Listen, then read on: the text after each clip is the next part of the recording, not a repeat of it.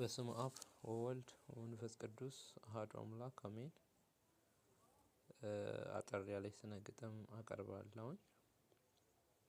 ርዕሷ አንተው እዛው ማረኝ ነው የሚለው።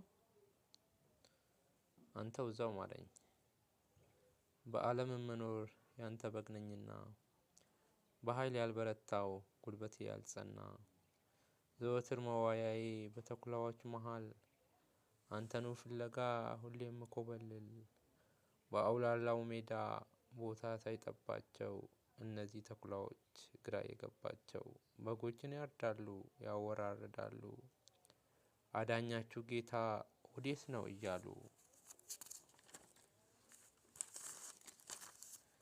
ወይ መታድነን ወይም ክንድህን ላክ፣ የእውነት ባለቤት አንተ ኃያል አምላክ።